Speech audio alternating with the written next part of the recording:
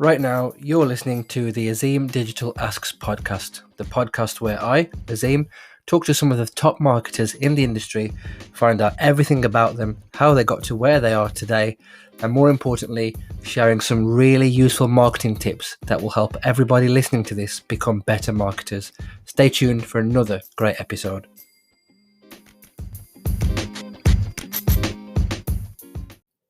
Hello and welcome back to another episode of the Azim Digital Asks podcast.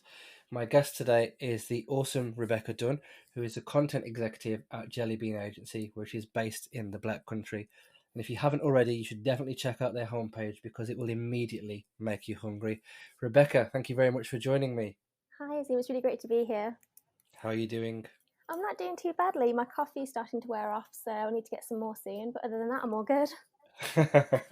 Hopefully this will be done in time for you to get a top up. So I'm really excited to learn a little bit more about you and you as a marketer and your background. But before we do that, I always do a random icebreaker, and today's one is a special one. So there's a zombie apocalypse coming and you can have 3 celebrities on your team to help you survive. Who are they and why have you chosen them?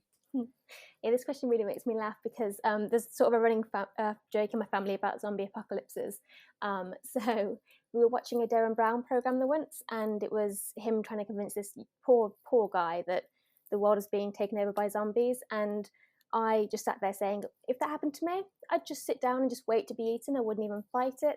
I'd be so scared. What I didn't know is that for Christmas, my mom had bought me a zombie apocalypse experience. So she was about a few seconds later on her phone trying to sell my ticket. And my sister went and I didn't because zombies terrify me. And she came back completely black and blue. They just completely attacked her, and because she was playing a zombie. People just obviously got too scared and took it all out on her. So Wow. yeah, so I'm glad I didn't go. But in a zombie apocalypse, I would, as I said, sit down and just wait to be eaten. So my 3 celebrities would be Miranda Hart, Lauren Graham, who played Lorelai Gilmore in Gilmore Girls, because at least I'd be entertained while I was waiting to die, and Sarah J. Maas, who's my favourite author, so at least I'd hear some good stories before I died as well. Solid choices. My answer definitely resonates with yours, the first part, because I firmly agree. If there was an apocalypse, I would just wait to be eaten. That is someone's plan for me upstairs, and I'm not going to interfere with it. Yeah, I think vampires, aliens I'd be able to deal with, but zombies just freak me out. I'll just let them eat me. Yeah, I would, if they understood like human speak, I would just say, look, make it quick. Yes. And then that's it. Anyway, we digress. This is not a zombie apocalypse podcast, although your family will probably enjoy that. Yes. This is about marketing. So tell me, Rebekah, when did you realise that marketing was going to be the career for you? I think really it wasn't until about a year ago. So I've been in the industry for 5 years and I've tried many, many different roles. But it wasn't until I started working at Jelly Bean and I was given full control over content that I really fell in love with that sector of the industry and decided it was the one for me. Awesome. So if you could go back to when you first began in the industry, armed with all of the knowledge that you've got now, what advice do you think that you'd give to yourself? It would definitely be to keep writing. I took a break. So I got into the industry writing content and I took a break to go off and do SEO and social media and PPC. And while it's really helped to hone my content writing skills, I look back and I just know I would have been so much happier if I'd have just been writing the entire time. So that would be the advice I'd give myself. Interesting. Hopefully you're carrying on writing now. Yes. Good stuff. Can you share with the listeners then some of the things that you've learned from your working career? Yeah, I mean, I've learned a lot of sort of the technical side of things, but I think the thing that's really influenced me is when I learned that I had to have a group of people around me to cheer me on and to have a group of people that I could cheer on. It can be such a lonely place in this industry sometimes unless you have your tribe with you. So I think it's not technically SEO and it's not technically PPC, but it's definitely important. Completely agree. Speaking of cheering on, I imagine you've got plenty of people that inspire you. So who does inspire you in the industry? Who's been a big inspiration for you? So many people. I think I think if I had to choose three, it would be Rebekah Dunne, who built the Women in Tech community. Any women out there that haven't joined the community, I really recommend they do, because it's a really safe place where no question is ever too dumb to ask, and people just really encourage each other, and it's a wonderful place to be. And Arij built that from the ground up, so she's a massive inspiration for me. The second person would actually be my boss, and I'm not saying that to get a promotion, but she really trusts me to have full control over the content that I write, and that's such a wonderful feeling, and it really instills confidence in myself to have someone trust me that much. And I think the final person would be Helen Pollitt, who I don't know if anyone saw my first ever speaking engagement at Brighton SEO, but I'll be the first to admit it didn't go well. And for a while, I was really scared to kind of get back on the stage, and I watched Helen speak, and she just seemed to really enjoy herself, and it spoke to me that I was maybe taking it all a little bit too seriously. So I started having a lot more fun with my presentations, and it really helped me come into my own. Good stuff. I think I've seen one of your presentations, which was entirely Gilmore Girls themed. Yes, that's one of my favorite ones. But full disclosure, I've never seen the program, Ah, so some of the references like went over my head. But the point I'm trying to make is it was still strong enough in its content for me to understand it. So you did a great job. thank you. So you've obviously come on since then. Thank you. If you're going to watch it, I recommend starting from season two. Season one, it takes a little bit time for them to figure out what's going on. So season two onward, and you'll be hooked. I'll be honest, Oh, I go can on. put it onto my list, but I've got so many things to watch. It's just I'll say yes. I'll put it on my list, and we could get to 2021 at this time, and I might not have got there yet. I have a very short window in the evenings of 1 hour to watch a Oh, program wow. before I start to fall asleep. That's fair. I mean, yeah, all you have to do is go onto my Twitter page, and you'll see pretty much all the Gilmore quotes that'll ever be included in the series. So you could just do it that way, and say you've watched it just by absorbing my quotes. Okay, noted. I'll definitely check that out. Let's talk a little bit about you at Jelly Bean then. What sort of challenges have you got now with your current role? How are you overcoming them? I think probably the biggest one is learning the ins and outs of the different industries. We have a really eclectic variety of clients. Some that offer services I've never even heard of before. So, sort of being able to write for them with an expert tone, it can be really tough at times. And I honestly think that the only way to overcome that is to really geek out on it. So, spend some time looking into it, read up on it, know the site inside and out and what they offer. Um, and I think any questions that pop into my head around topics that I could cover, yeah, really geek out and learn as much as I can before I start writing it. Very valuable advice, which I'm sure a lot of the listeners will take a lot of value from. Tell me a little bit about COVID then. How has COVID affected the business and how did you respond? So in terms of COVID, I mean I don't really have as much of a client facing role. That's very much sort of part of what Laura does. But we were actually really lucky with COVID. If anything, we've managed to come out stronger with like some really good client relationships from it. And I think that's just from the way Laura handled things. We were really lucky. Good stuff. I think a lot of my guests have said very similar things. Good. And it's quite positive for me to see, well, say, see here, that people are coming out of this with much stronger relationships between the clients. It's really good. If there is a positive is really the wrong word to use, and I can't think of the right thing to say because obviously lots of people have lost their lives. But if there is anything to take from this, it's that from a marketing point of view, it seems like a lot of agencies and clients have developed stronger relationships, which is good. I am all for it. Lots of learning, obviously. Speaking of which, how do you continue to learn and gain knowledge in order to either stay on top or in line with everything that's going on in the industry? Mm.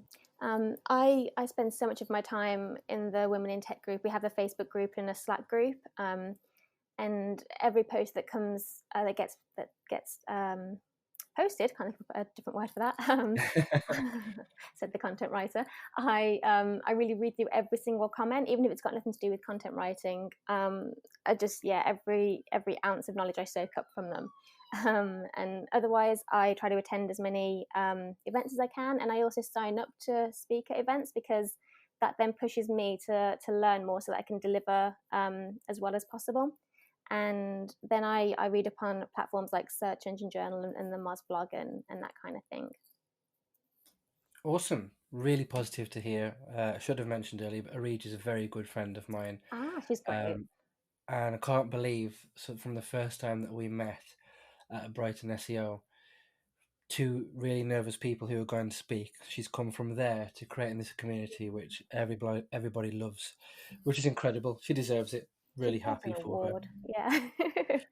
I agree completely. And if there are any fellow awards judge listening, hint, hint.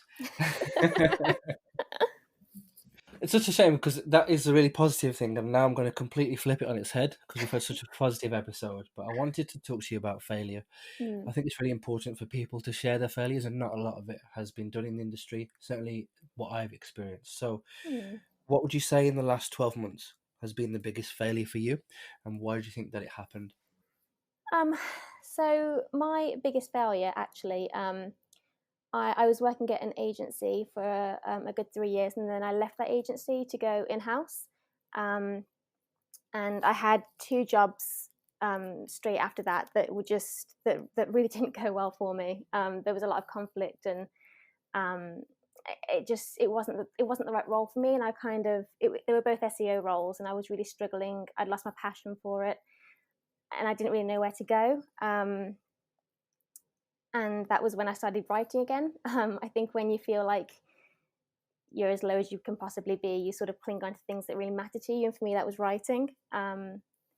So I think definitely going down the SEO route, although I learned a lot, I wasn't passionate enough about it. So when I tried to make a career out of it, it didn't go the way I was hoping it would.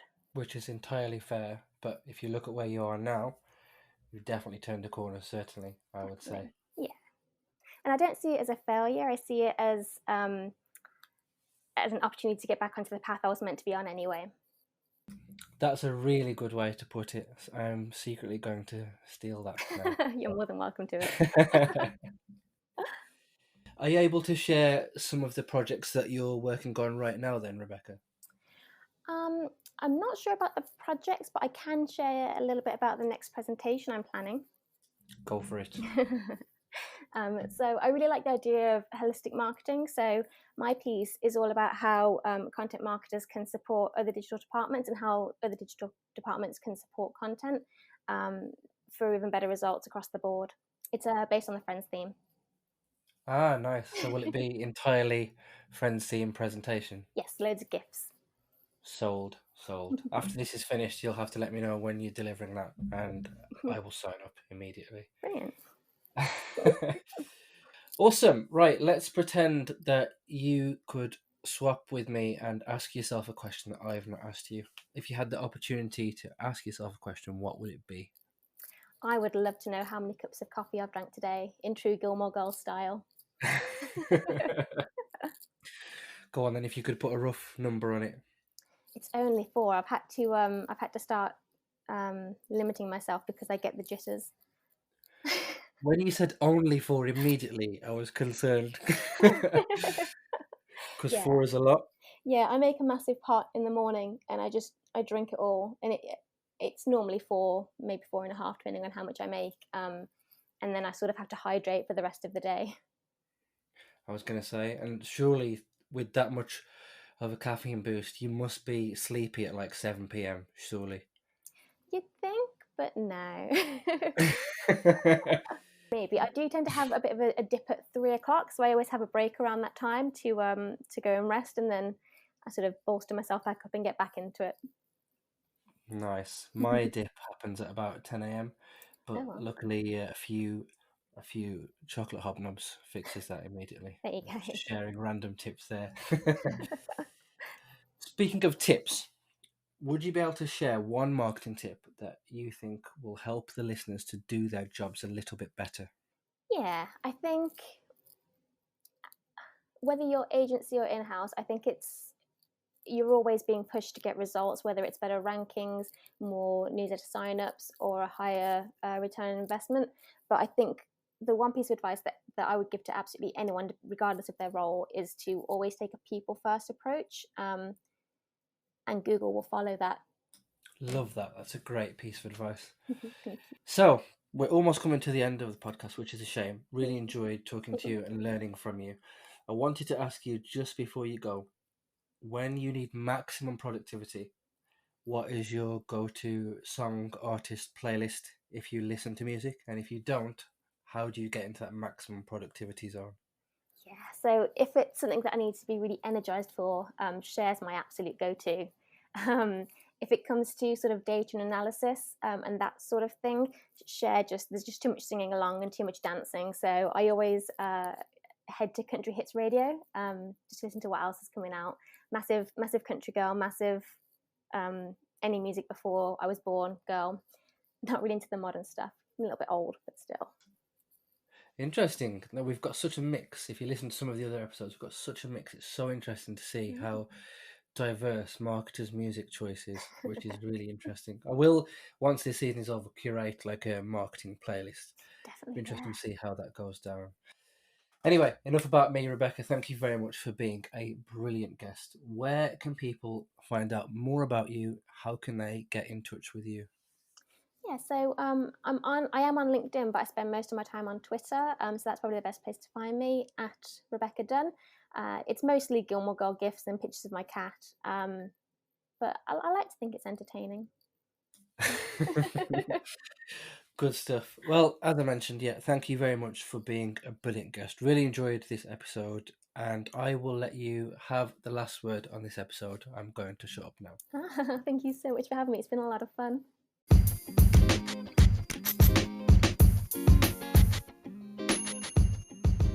So that was another great episode in the bag. I'm really enjoying hearing from some brilliant people in this industry. If you enjoyed this podcast, please follow me on Spotify. Please leave a rating on Apple Podcasts or whichever platform you are using. Tell a friend to tell a friend, and hopefully see you for the next episode.